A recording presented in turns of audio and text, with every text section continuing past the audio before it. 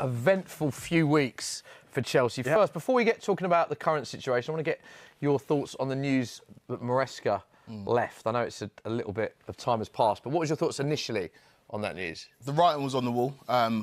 His comments after the Everton game were bizarre, and the fact that he didn't put a name on it either was interesting, but he was pushed and he was asked, is it the fans? He goes, no, I love the fans. So then... The 48-hour comment you're talking about. The 48-hour comment. So you deduce that it's the hierarchy. And the PR battle started in the summer.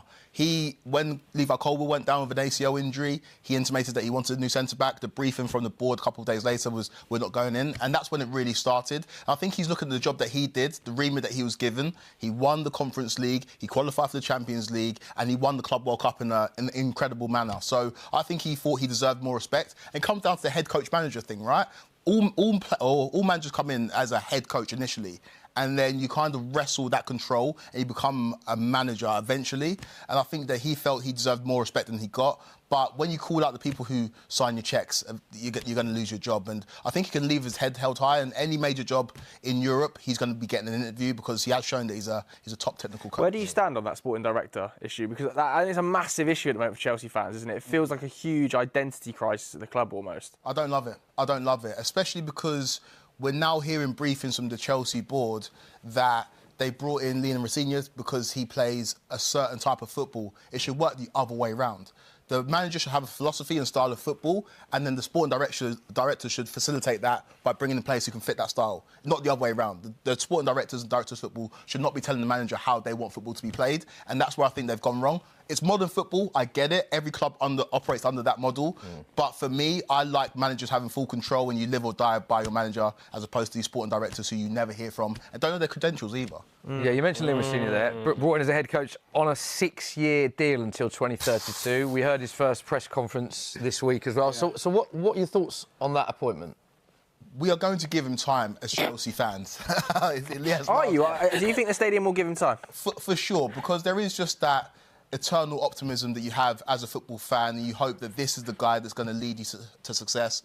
But Chelsea are different to the legacy clubs of this country, like a Liverpool, a Manchester United, and Arsenal. Those fan bases are looking for tenured managers. They remember Alex Ferguson. They remember Arsene Wenger. They think about Shankly, Paisley, Klopp, managers who spent a long time with those clubs and built the club in their image. Chelsea have chopped and changed and still got success despite that. So if it's not working for Liam Rosenior after 3 months, there's no doubt who spent a long time with those clubs and built the club in their image. Chelsea have chopped and changed and still got success despite that. So if it's not working for Liam Rosenior after 3 months, there's no doubt that the fans will turn because that's what Chelsea fans have done historically. But as a man that wants to see a young black manager who you don't really see him in Premier League football get given the chance, I will give him as much time as is required to go and get results at this young team. But it's not an easy job. Chelsea have gone through the gauntlet of managers. If you think about a mercenary, in a sense, in Thomas Tuchel, think about a young British manager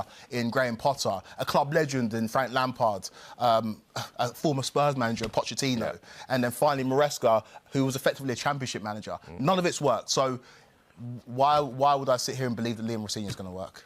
Lias, what's your thoughts on everything going on at Chelsea? A lot to unpack there from what Quakey said, but generally from give us your neutral hat on what has happened at Chelsea. I think it's a bit similar to United, to be honest with you, right? In terms of managers or head coach versus manager, all of that. I think the only difference between, I would say, Maresca and Amorim was that Maresca had a lot more credit in the bank. He had fit. I think he did very, very well last season to get them to the top 4 and then win 2 trophies, regardless of how much you value those trophies. I think he exceeded expectations and going into the season, rightfully asked for a little more to take the next step, and he wasn't given it. Now on Rosenior, I've spoken to Rosenior before. I've interviewed him. I've worked with him in some capacity. I find him to be very level-headed. I find him to be very well-spoken. He's a very mature guy. Very well. But it's a different, even to Amorim, where I thought Amorim at times could be over-emotional. I think Rosenior is very, very level-headed, and I get that a lot from his press conferences. And even what he's done so far in the game, of course, this is uncharted territory for him, but I think you look at every step of his coaching journey, it has been promising and in some way successful as well, too. Now, I feel for him because I look at this Chelsea job a bit like United and find that it's very, very difficult to get the level of success that they want in the time that they want. Will he be given the funds he needs?